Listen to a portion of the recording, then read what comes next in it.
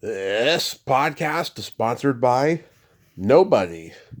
Hey dudes, welcome to Splat from the Past, the LA 80s themed horror sci-fi show where things can get totally radical. Now today we're going to take a trip to Canada like usual, and we're going to talk to Allan Royal. Allan, oh my God, he's had an interesting career. Early on in his career, he got to work with legends.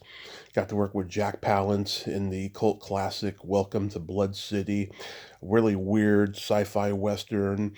He did Fish Hawk with Will Sampson, the chief from One Flew Over the Cuckoo's Nest. He worked with Tony Curtis in Title Shot.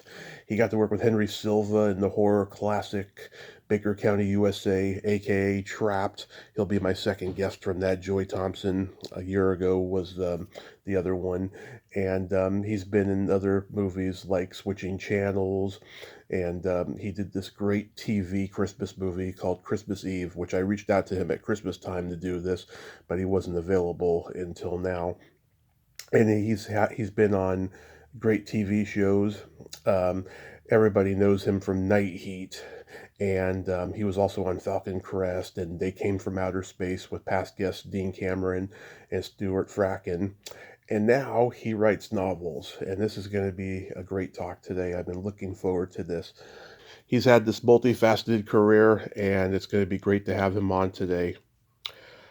Also, happy birthday to the master of horror and sci-fi, John Carpenter. Although my feelings toward him have changed over time because he's become a real curmudgeon with people, I can't deny the classics he gave me in my childhood. Halloween, The Fog, Escape from New York, and LA, The Thing, Christine, Starman, Big Trouble in Little China, They Live, etc., etc. And I just love his movies. There's no denying what a legend he is. So yeah, here is my interview with Allan Royal.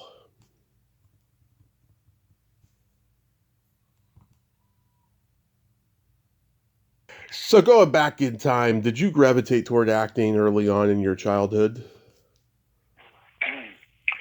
I once read a book, magazine. When I grew up, there was lots of star magazines and things like that, like Hollywood Reporter type of thing. Right. And there was an interview with Paul Newman. Yep. And Paul Newman said that it was the easiest way to make money. And I thought, okay, that's what I'm doing. So that's See if I can get myself in that. So that was kind of like my introduction to it. And I didn't do much about it. I was about 12 years old, 13 years old. I did a couple of things at the high school that I was at, and that was about it. So I just attracted myself to it. I was very shy when I was a kid, and I thought that this was a good way to see if I could get myself out of my isolation. Yeah. So you started doing school plays and community theater and all that? I didn't do any community theater. I did just in high school. I went into a public speaking debate because my teacher asked me, they always ask you what you want to do when you grow up or something like that. And I said, well, I'm just going to be an actor. And he said, well, you should go into the public speaking debate. And I thought, oh my God, public speaking in front of people? Well, yeah. So I thought, okay. So I tried it and scared the hell out of me, but it was okay. And you're born and raised in Toronto? No. Oh. I'm originally from Montreal. Oh, okay. I was born and brought up in Montreal. I didn't leave Montreal until I was about 22. Oh, okay. And you're from a bilingual family? Yes, I am. Yeah, I would never have guessed. You speak English so perfectly, and there's not much of a French accent there or anything. Well, there was when I was a kid. We all take speech classes, and I took some early on in Montreal from a wonderful teacher, and she got rid of all of my sing-songy type of vocabulary. Mm-hmm. I sort of, because the French language is a very sing-songy language, Right. Comment ça va, yeah, ça va, Yeah. type of thing. So it's a very sing-songy thing, and she got rid of all of that. And, my accent, what was left of it, was faded away. Nice, nice. So after high school, you left Canada for New York, and That's right. yeah. So in those days, did you go to New York because Canada didn't have higher education for acting like they do now? Yes, the National Theatre had not been instituted yet. Hadn't been founded in Montreal. But no, I went to New York because a friend of mine got me an audition at the studio at Strasbourg's. So I went there, and I thought, wow, what the heck, I might as well just go try. So I tried, and he said, yeah, sure, you can come to my classes. So I went back to Montreal, and I filed for landed immigrant green card Mm-hmm. in those days. And I got the green card in 30 days. That's how fast you got it. 30 days, I was on a bus, went to New York, started some classes. Yeah, and of course, Lee Strasberg is known for being legendary, and he could also be tough. Like, what did he teach you that you never forgot?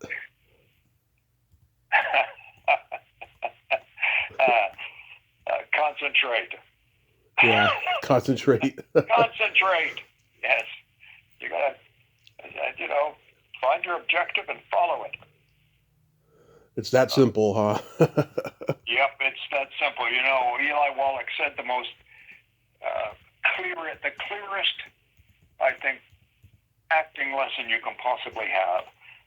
Acting isn't acting, it's reacting. Right. So it's all about you reacting. That's where your supposed, quotation marks, actor comes in. Was Eli Wallach one of your guest speakers? No, not at all. I just I heard him talk about it in a session he gave on television. Mm-hmm.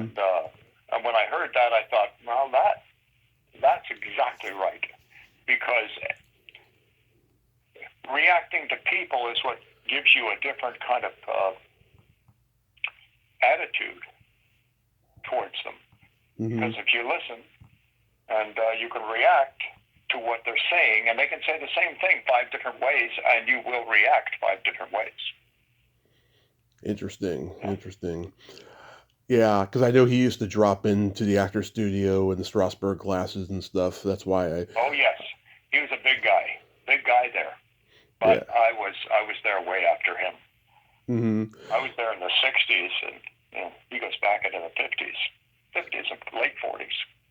Did you have any classmates we would know? Oh, well, Steve McQueen was in that class. Jamie Sanchez was in that class. Mm-hmm. Oh, geez, so long ago, I can't remember anymore. And I didn't spend a lot of time there because, the Vietnam War was going on at that time, and I wasn't keen on going to Vietnam. So I came back to Canada after about 6 weeks, and wow. Yeah, they were ready to take me, give me my medical, and send me out. I was A1. Wow, they didn't care that you were Canadian? No, because once I had a green card, I was an immigrant. Oh, okay. So those are the ones they love to send first, Yeah. Wow, that must have been scary. Oh, it was. It was scary. I couldn't wait. I couldn't get on a bus fast enough. Nice. Those days. Yeah. So you come back to Canada and you do Shakespeare on stage. Like, are you like an avid reader of Shakespeare? Do you understand it? Oh yes, yeah, sure, I understand it. Mm-hmm. An avid reader of Shakespeare? Well, not anymore. I used to be. When I was young.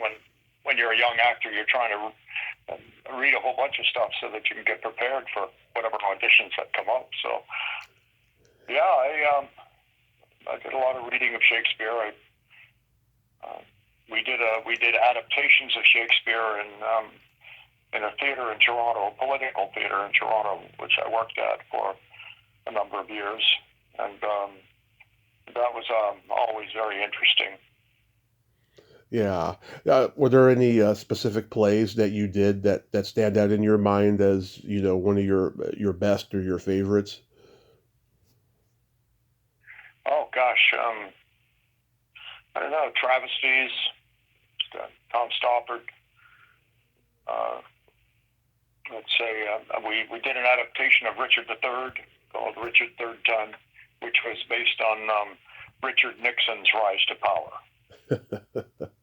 And he was, it was the third time he just couldn't do it anymore. He had to quit. He was going to run for the third term. In those days they were trying everything to keep him in power.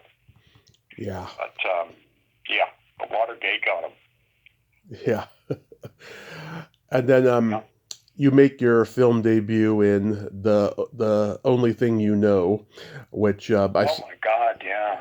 Which I saw on YouTube the other night. I was reading it's a remake of Never Waved Goodbye, which was a National Film Board movie from 1964.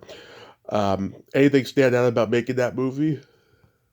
I really enjoyed it. I thought it was a very sort of off the cuff. At times we just improvised the dialogue because he didn't have a completed script at that time, but he completed it as we went, as we shot it, and it was good. I enjoyed it very much. It was one of the first independent films to win an award in Canada for cinema. Yeah. The Only Thing You Know. Gosh, that was so long ago. You're taking me back, buddy. That's what I do. It's a lost little gem, I have to say. I did enjoy it. It kind of seems like it was improvised, a lot of the dialogue and the situations and stuff. Mm-hmm. Yeah. That was Clark Mackey. Clark Mackey. Made that Yeah. movie, Clark Mackey. Clark Mackey. I think that's Yeah. that's what his name was. It was so long ago I can't remember even who was in that movie anymore. Well, and the two girls, Ann Knox and Linda Yes. Hoffman. That's right, Ann Knox and someone else. And Linda Hoffman. Girl, actually. Yeah, Linda Hoffman. That's right. That's right. Thank you. Yeah. Thank you. And you even got to have a lovemaking scene in it, which a lot of people who make their first movie can't say that they do. No. Hide the camera. Yeah. Yeah. That must have been really fun to do. Well, it was. It was pretty interesting. Now that I'm starting to recall that whole movie, I haven't seen it for years. I think I have a copy of it somewhere.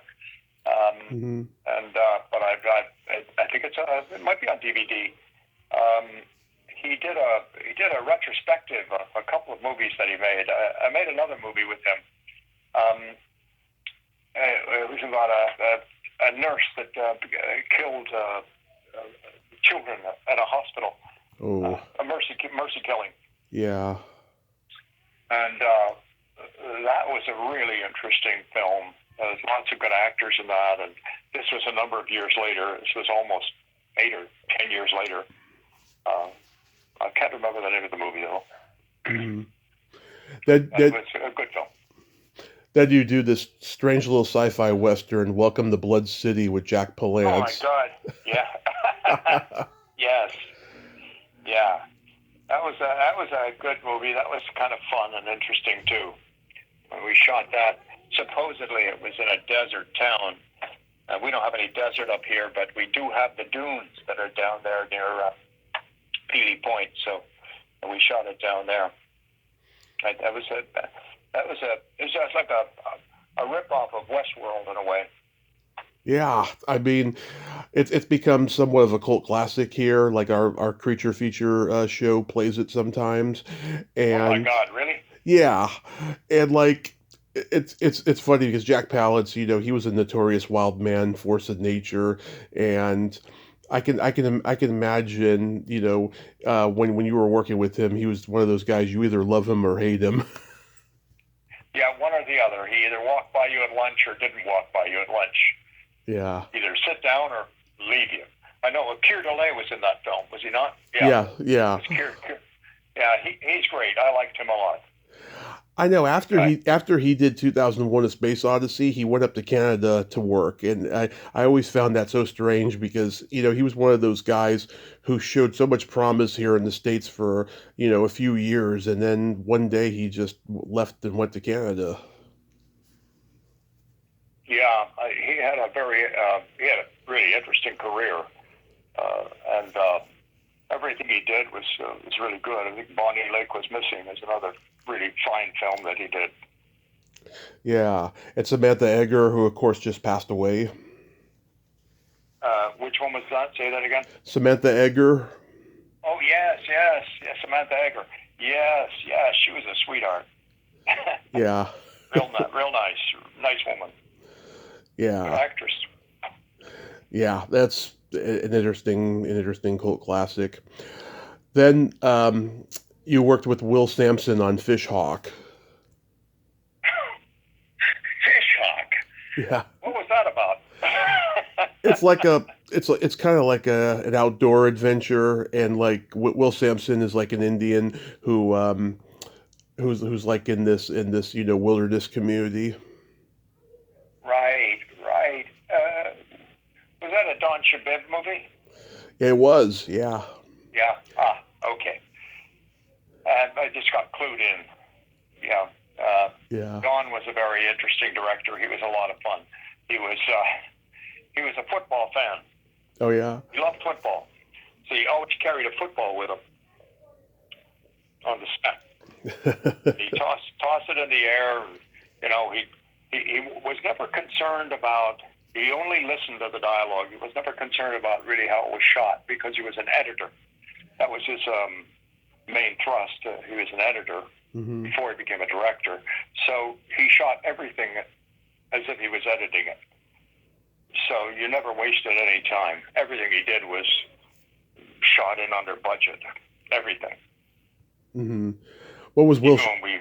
Yeah, go ahead. What was Will Sampson like to work with? Oh, geez, I can't remember Will Sampson. I cannot remember. It was so long ago. I wouldn't know. I can't remember. Probably a nice guy. Otherwise, I would remember. Yeah, he was great as the chief in One Flew Over the Cuckoo's Nest. In fact, I heard that he had done jail time in his early 20s, and that experience was so traumatic for him that he used that for Cuckoo's Nest, like just giving the chief those isolation feelings, That's right. Yeah, he was good. I mean, as much as I remember him, he was a nice fellow who. He just did his work and got on with it. And also Don Franks is in there, and oh yes, Don Franks. That's right. Yeah. Yes, that was. I was always impressed with Don Franks. I thought he was a multi-talented guy. Yep, and his daughter has carried out the voiceover legacy. Yes, that's right. Yeah, Karen Austin's in there. Kay Hawtrey, she was very talented. Kay Hawtrey, yes, I did a very short-lived series with Kay. Mm-hmm. Kay Hawtrey called Three's a Crowd, CBC. Mm-hmm. Long time ago, back in the 70s, I guess. It was very short-lived. 6 episodes. Mm-hmm. Do you remember? Yeah, she was great. Do you remember working with Tony Curtis in Title Shot? Yes. Yeah. I do. What was he like? He was he was a movie star, I know. Mm-hmm. He only wore silk underwear. That's all I remember. Tony Curtis. That was his demand. That was his demand, was the silk underwear? Silk underwear. It had to be silk underwear, silk shirts. So he didn't walk around. I don't know why, because silk doesn't breathe. Yeah. So I don't know. He didn't walk around in his underwear, did he? No, no. I'm sure he would love to have, though. He's a Yeah. very proud guy. Yeah. You're my second guest from, well, it's got two titles, Trapped or Baker County, USA. Oh, yeah. I talked to Joy Thompson last year. Uh-huh. What do you remember about that movie? Deep fried food. Oh, yeah. I mean, I think I had more. They even deep fried their corn on the cob. Oh, yeah. It was crazy. We were staying, I think, in Macon County, which is where we shot it. Mm-hmm. And the thing I remember, there's a couple of things I remember. Barbara Gordon and I played brother and sister. She's awesome. She's a wonderful actress. Mm-hmm. And one of the things I do remember is that there was a tennis player on our crew. She used to be a tennis player with the WTA. And I said, I'm a tennis player. I played a lot of tennis. Mm-hmm. She said, really? I'd love to go out. And there was a tennis court there. It was one of these old resorts that we were all staying at. And we went out onto the court, and of course, she crushed me completely. All I saw was the ball going by me. Mm-hmm. And she taught me how to play tennis properly. And I thought, wow, I've got a free lesson in tennis. This is awesome. And I love tennis, so. Yeah. Was it literally a survival movie? Because the theme of the movie is Yes. survival, but was it literally like that? Yes, in a way. Yes, in a way. Because we were on the set. I think the set for me was a bus, if my memory serves me right. So I lived in that bus, and I was in that bus every day. Mm-hmm. And the bus was just a shambles. It was there were no windows in it, and we were down there in the, I think it was like late fall, early winter, and it was freezing cold. Everything was cold. Wow. And William Fruitt directed it, and he's underrated, I think, as a horror filmmaker. Oh, yes, absolutely. He was great. He knew exactly what he was doing all the time. Everything was done. I mean, he was so prepared Mm-hmm. to shoot that. And I thought that was a difficult movie to shoot.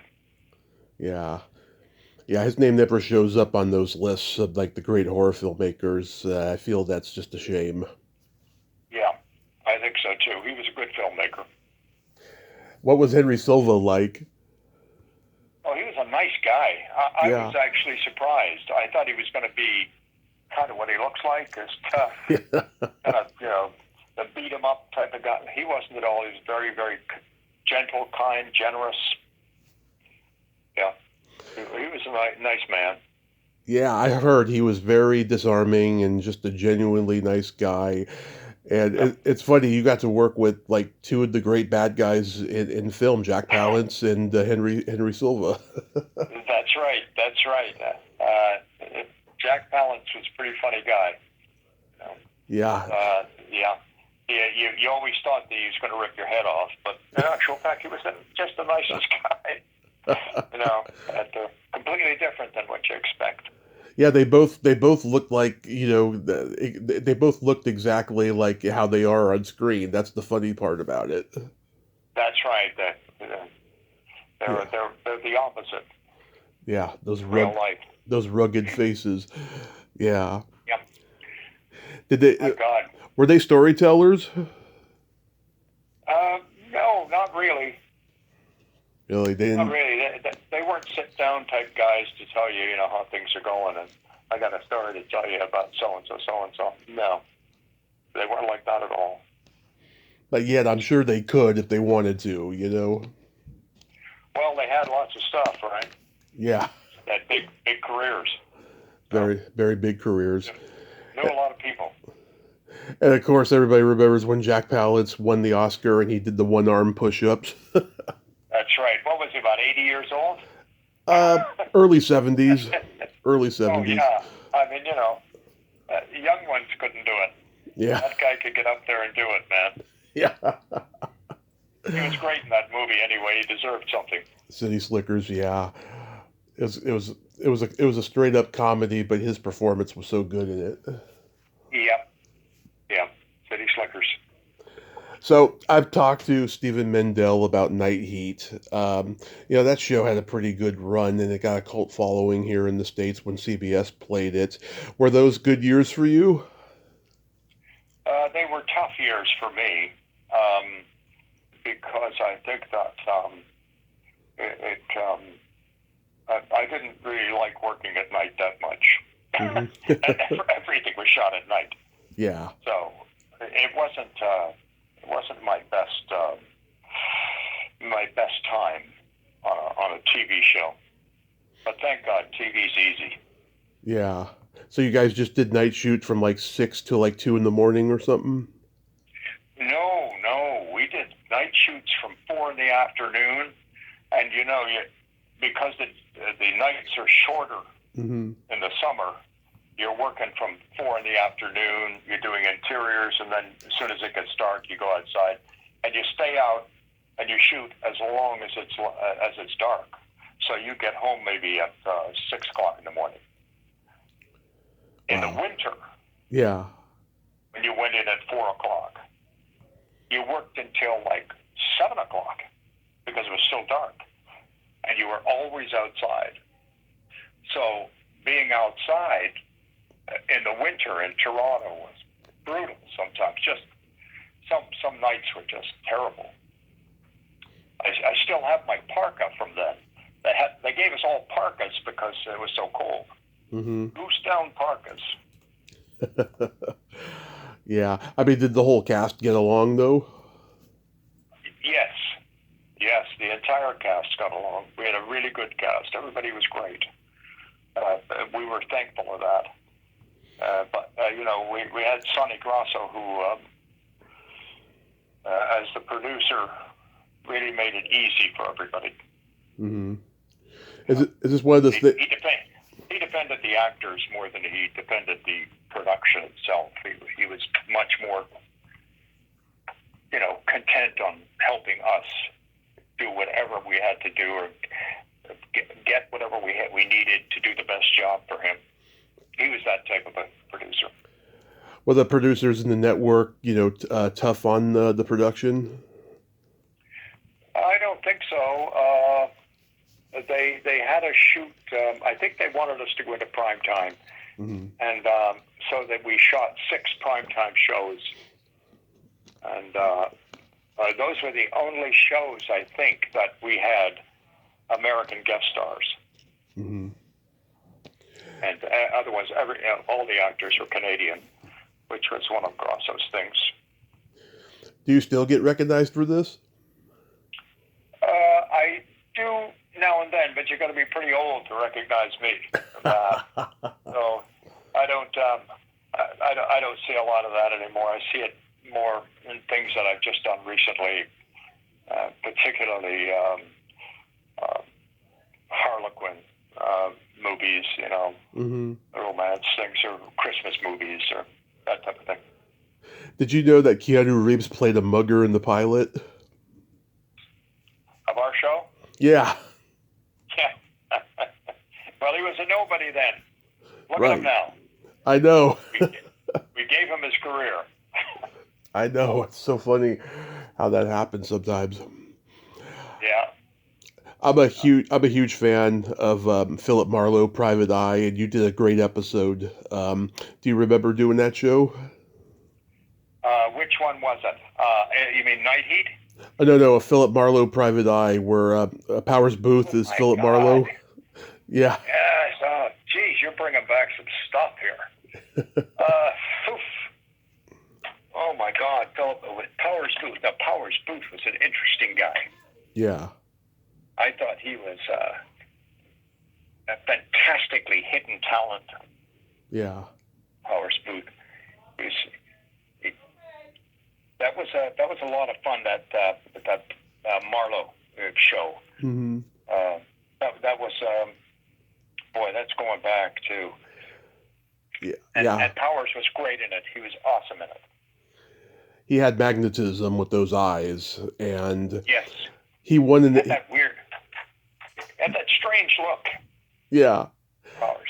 And he won an Emmy during the writer's strike in 1980 for playing Jim Jones, and That's right. he said during his speech, he said, "This is either the happiest moment of my life or the dumbest." Jonestown. I Yep. think it was called Jonestown. Yes. Yeah. Yeah. Yeah. He was great in that. Yeah. Captured that character perfectly. Yeah, you had good adversarial chemistry with him, playing that Lucky Landry character in this. Yes. Yeah. Yeah. It's good working with somebody who kind of brings your game up. Yeah. You don't often run into those guys. No. You're trying to bring hopefully other actors' games up, but he it was almost like a fait accompli with him that your game had to come up to snuff, or he was just going to eat you alive. Yeah, and two other guests of mine, Melody Anderson and Isabella Mahias, were in that episode as well. Oh my goodness, yeah. I don't remember them, but that was it's quite a. I did so many night eats. It was like doing a detective show all the time. I ended up writing detective books, so I do a lot more writing now than I do acting. Oh yeah, we're going to talk about the books. But it's funny, when I reached out to you in December, I wanted to talk about Christmas Eve because it's Young. Yeah, it's become such a classic, and I interviewed the director Stuart Cooper years ago. Nice guy. You have any memories of working with Stuart? I do. I really liked him a lot. He was very sensitive. Yes. Very nice guy.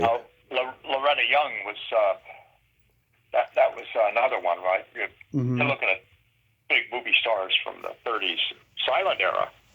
Yeah. I mean, she was in the silent era, and you never had to prompt her. You never had to move her. You never had to do anything. She did everything. She knew everybody's lines. She knew everything about the scene. She knew everything. I mean, when you're working with somebody like that, it's gold. Yeah, and a great cast: Arthur Hill, Trevor Howard, Patrick Cassidy, Susan Hubley, Kate Reed. Wow. Yes, Kate Reed. Arthur Hill was wonderful in it. Yeah. I've always loved Arthur Hill ever since I heard him do Who's Afraid of Virginia Woolf on Broadway. I heard a recording of it, and he was fantastic. Yeah, and of course he was Owen Marshall in the 70s. That was his Yes, that's right. That was his popular series, and he did that sci-fi classic, The Andromeda Strain. Yes, that was a good movie. Very good. Yeah, Robert Wise, one of the masters of sci-fi. Yes, that's right. That's right. How about switching channels? Switching channels, so there's some history there. Yeah. Bert became a very good friend of mine. Mm-hmm. After that shoot, I liked him. He was just an absolute prince of a guy. Yeah. And he asked me to go down to Jupiter, Florida after that shoot. I was doing night eat at the time. Mm-hmm. Asked me to go down to Jupiter, Florida to do a play, Teos of the August Moon, with Bob Hayes. And I jumped at the chance. I mean, it's Burt Reynolds, you got to go. So Burt says you got to do this, you do it, whatever it is. And Teos of the August Moon was quite an experience. I really enjoyed it. You did that with Robert Hayes? I liked him a lot. He was very funny guy, very cold, very dry, not cold, but dry, very dry humor. Nice guy. I've met him. Really nice guy. We went out in a canoe once into the Everglades. He said, he's trying to convince me I have a phobia with big bodies of water. Mm-hmm. And he said to me, no, come on. I'm a professional canoeist. So I said, okay, all right, I'll go with you. So we get out in this canoe, and I'm like, I want to go back. I'm out there for like 10 minutes, and I'm like, let's go back, drop off the canoe, go have a drink somewhere. And he said, no, let's just go down this little tributary here. We'll just go down this, and then we'll turn around and we'll come back. Well, I couldn't get him to turn that damn canoe around. I just kept, and I was in the front, he was in the back, so he was steering it, and he just went wherever he wanted to go. Mm-hmm.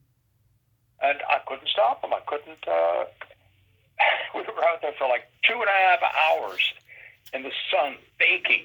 Thank God it was Monday, we were dark Monday in the theater, and but boy, I tell you, he scared the hell out of me. Mm-hmm. And, I thought, I'm never going to get out of this damn canoe. Finally got us back, and he laughed about it. He thought it was the funniest thing. Said I was going to kill you, man. I would have killed you. Yeah. We laughed about it. We laughed about it a few years later when we were having coffee in L.A.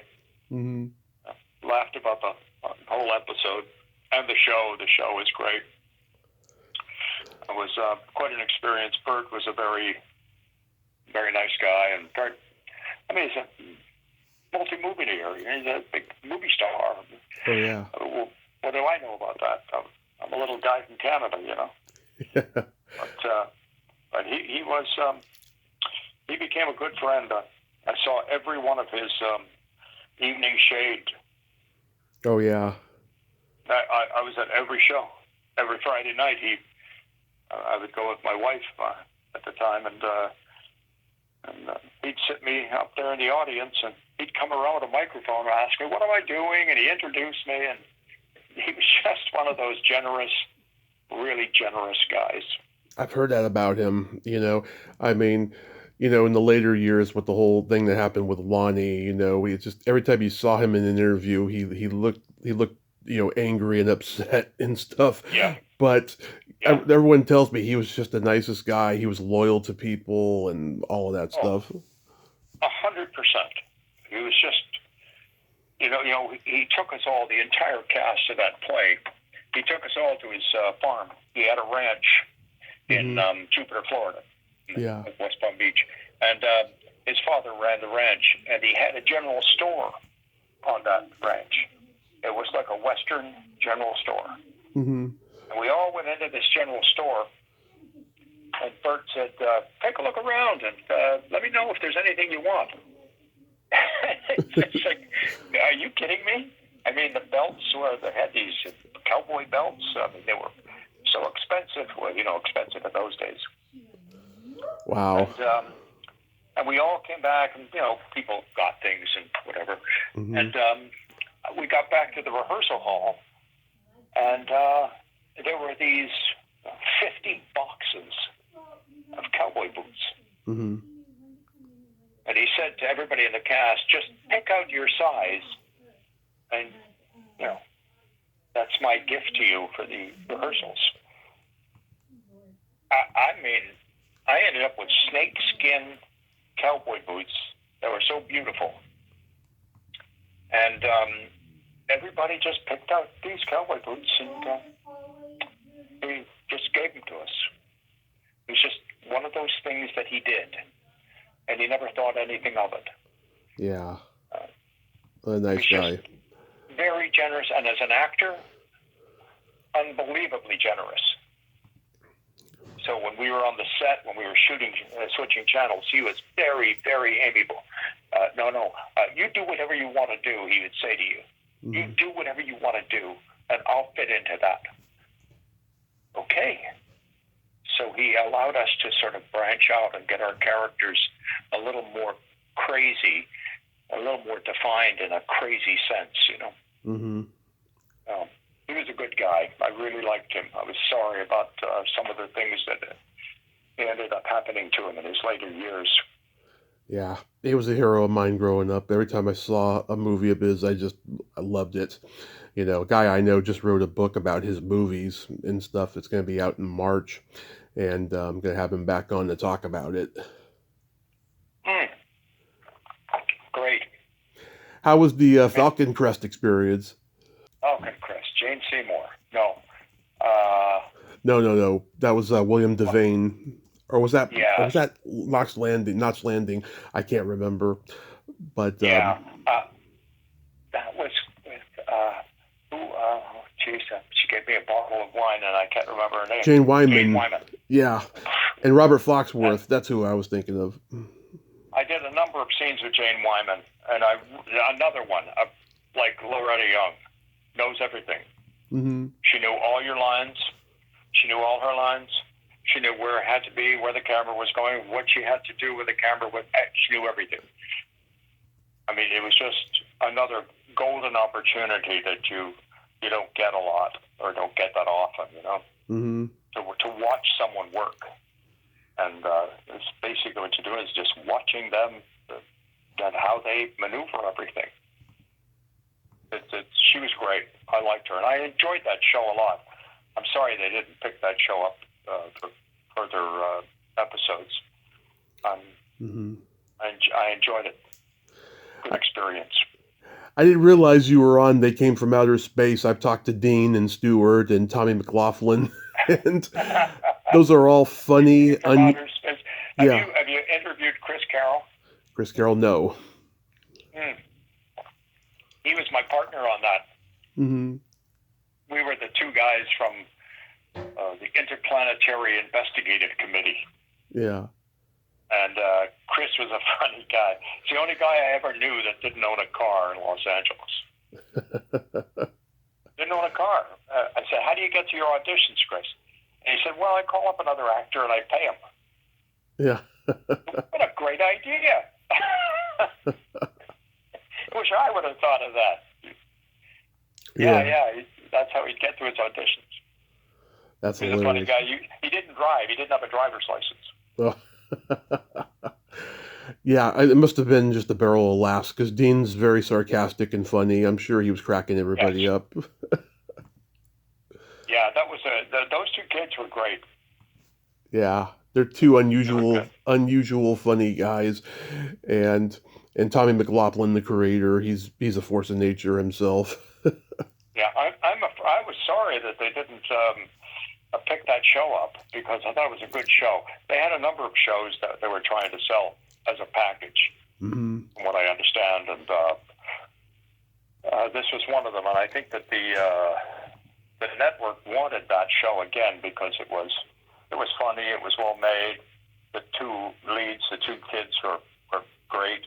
I mean, it just had everything for the young audience. Yeah, and I know. Yeah, and I know what you're talking about. Around that time, MCA had a bunch of shows in first run syndication that only lasted a short time. There was one called My Talk Show, where Cynthia Stevenson plays an ordinary woman who's just hosting a talk show in her living room, and it was a really funny, out there kind of a show. And yeah, my friend Stephanie Hodge was on there too, and yeah, for whatever reason, I don't think MCA, I don't think they were able to market those first run syndication shows properly like they did with the network ones. Yeah, I think that was a problem for the small producing company that was doing these and putting them together. That they just didn't know. They just didn't have the right people in position in their company Mm-hmm. be able to sell this stuff out. Yeah, and also too, they were opening up Universal Studios in Florida, and like when you put a lot of money into a side thing like that, yeah, you're not going to have much money for promotion, and those shows, they weren't like big budget, they were medium sized. Yeah, and not much PR. Exactly. Not much PR. Exactly. You have a story about. Do you have a story about working with David Carradine on Kung Fu: The Legend Continues? He was a nice nice guy too. Another guy that you didn't expect. You just thought he was just aloof and what you thought he was his character, this aloof guy, but he wasn't. He was quite a friendly guy. I enjoyed him a lot. And it was good working with him. I thought, and that was a good show. That they put together for him. Right. And it was a lot of fun to do it too. But I don't have any personal stories about David. Yeah. You were on Star Trek Voyager. That must be great to be a part of the Star Trek world.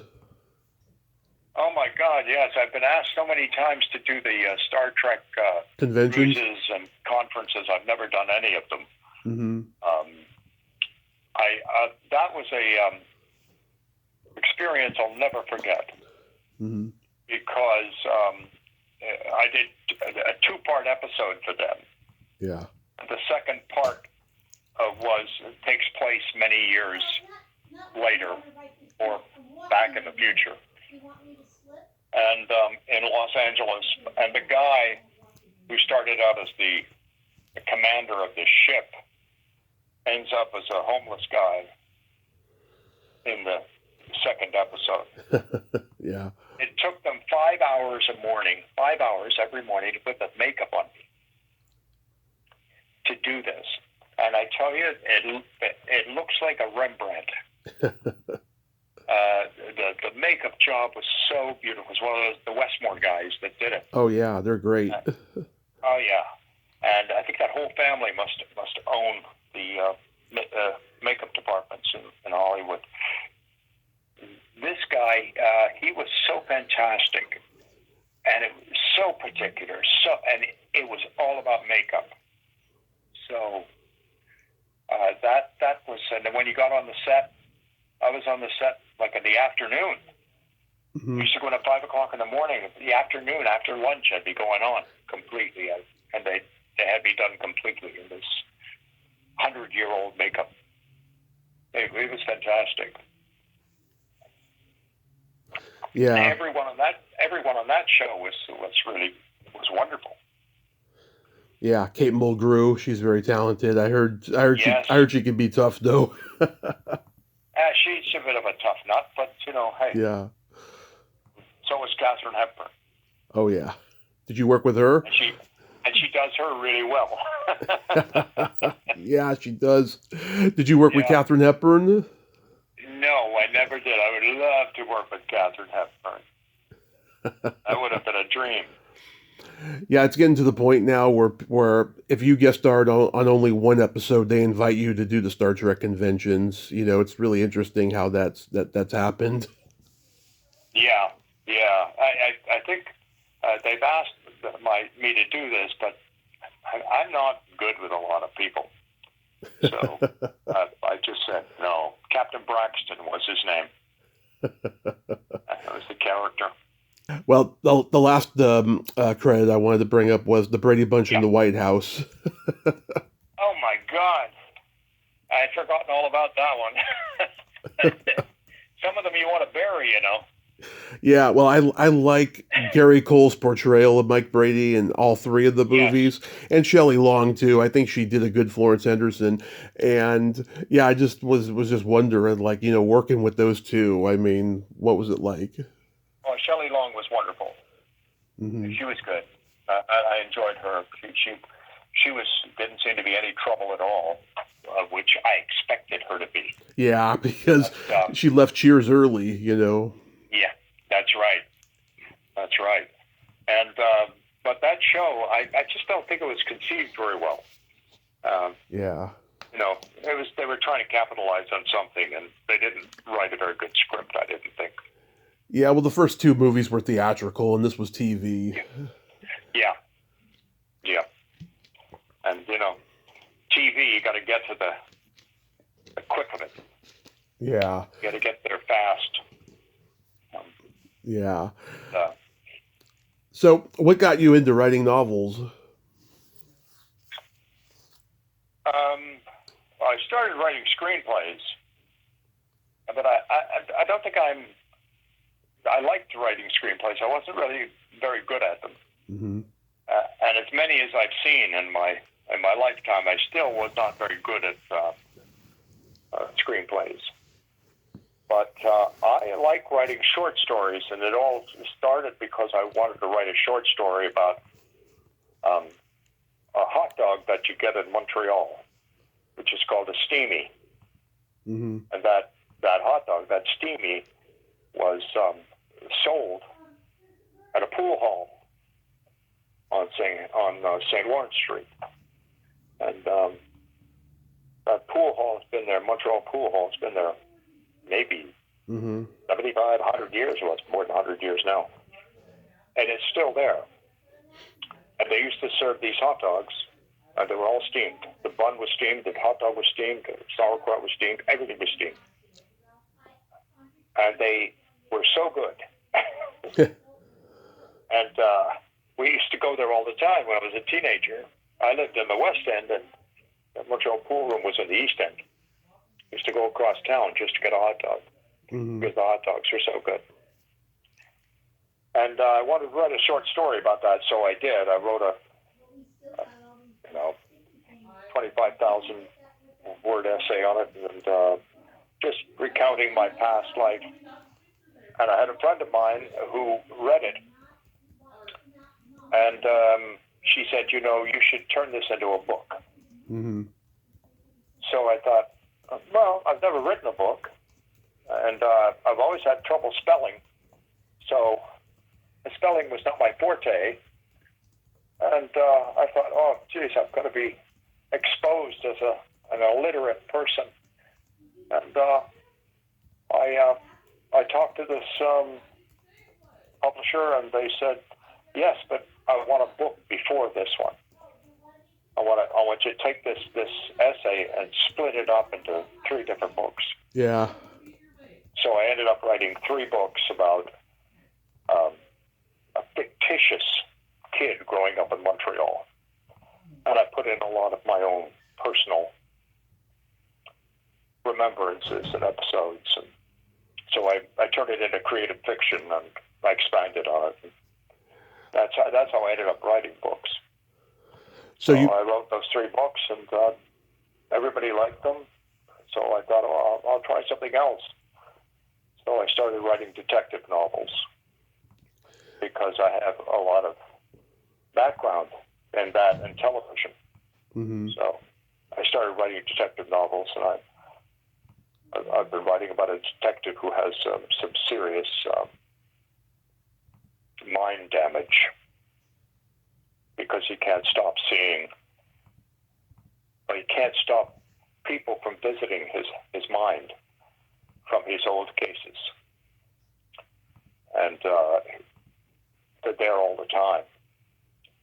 So he's always dealing with, his head is full of other people. Yeah. And so it's, and I've had a lot of fun writing that. So I've had 1 book published, and I've written 2 other books about it.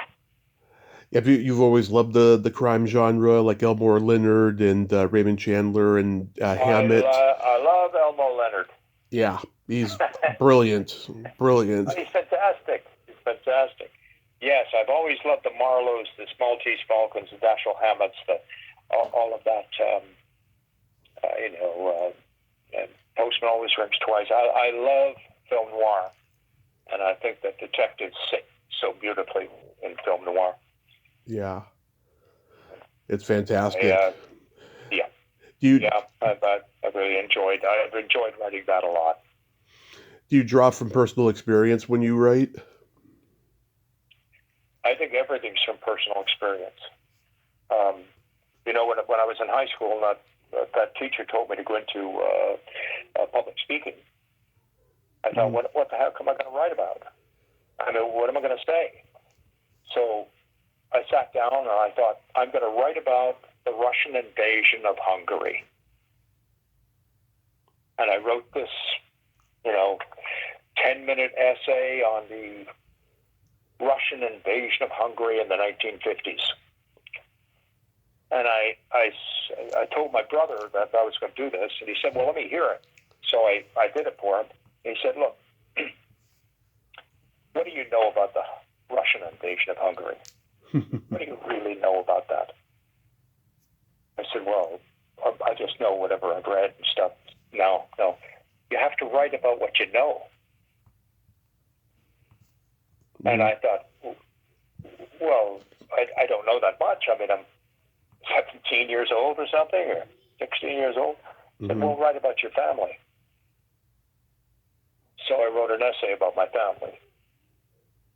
And, of course, that essay won first prize because it was about something that I knew about. And I could talk about it from a personal position. The guy before me who spoke at this event did his essay on the Russian invasion of Hungary. And I started to laugh when I was sitting in my chair because the kid that was doing this Russian invasion of Hungary didn't know anything about it either.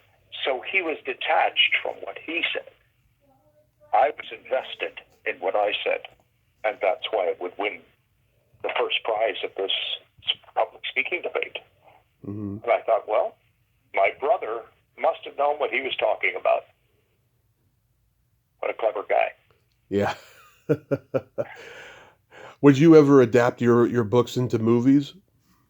Well, I think that the detective one is quite adaptable. I wrote a screenplay on the first book. I haven't written a screenplay on the second book yet, and it's out with people, and they're reading it, and they're taking a look to see. A couple of producers are looking at it now. Yeah. It's a very, very difficult part. It's almost like Benicio del Toro. It almost needs that kind of feel from the actor to do this part justice. I'm too old now. Too bad. Have you ever thought about Have you ever thought about writing a memoir? No. I'll never tell anything about anybody. Hey, you don't have to, but you got great stories.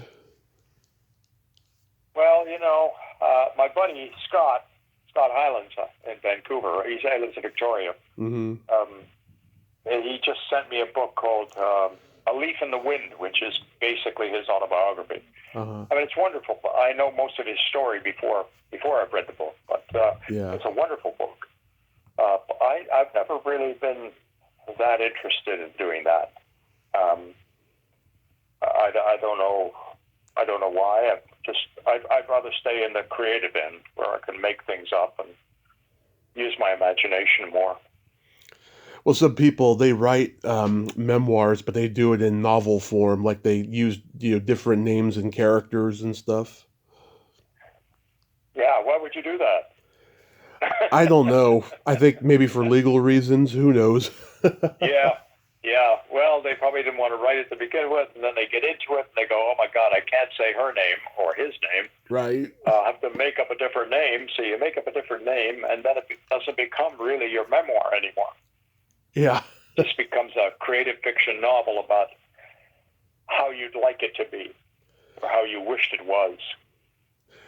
Are you a guy that writes like 10 pages a day and then stops? No, and I'm not very, I don't have much discipline in that. I don't write at the same time every day. I sometimes can write while I'm watching television. And I'll turn the TV on. I could never write in a cottage. It's too quiet. I could write in traffic.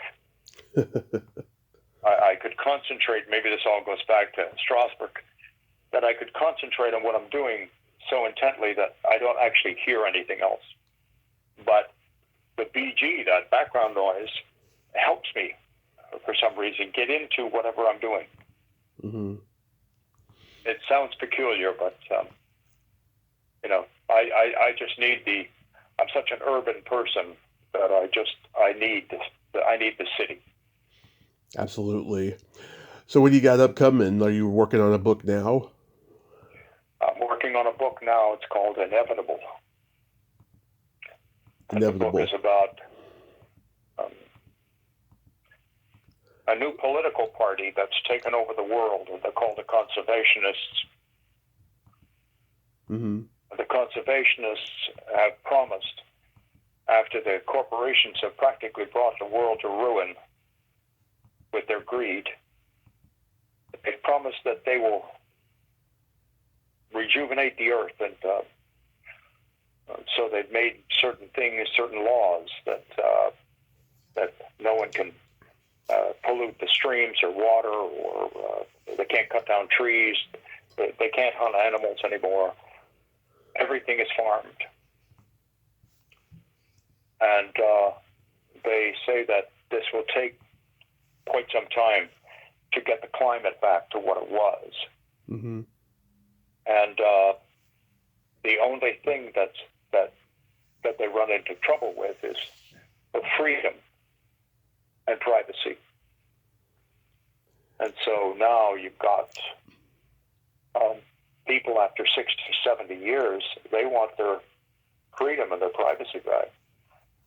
So in the elections that come up between the corporations and the Conservationist Party, you have a lot more people now looking not towards, but backwards into the corporations to give them another hand at governing the world. Mm-hmm. And that's where it becomes inevitable. Yeah, it sounds. We're going to have to fight this, and that's the fight inside the book. It sounds like a bestseller. Oh, does it? Oh, God. Jesus. Yeah. I should hire you. Allan, thank you so much for coming on today. I hope that book turns out very well for you. And like I said, you have great stories, and I hope you have a great rest of your day and be safe out there. Well, that's real nice. I really enjoyed the chat. You give me an opportunity to come on your show and be a guest of yours. Really appreciate it. My pleasure, sir. Thank you, Thanks a lot, sir. Tom. Okay. Bye-bye. You have a great day. Well, there you have it. Allan Royal. Ain't he a cool dude? Oh my God, what a nice guy. And great stories there. Oh, he's Canadian history, I'll tell you, and showbiz history at the same time. I enjoyed every moment of that conversation. And yeah, he offered to send me some of his books. I will gladly read them. They sound like real toe curlers. Well, until next time, this is Tommy Throwback Kovac saying there's no shame in living in the past because the present sucks. Later, dudes!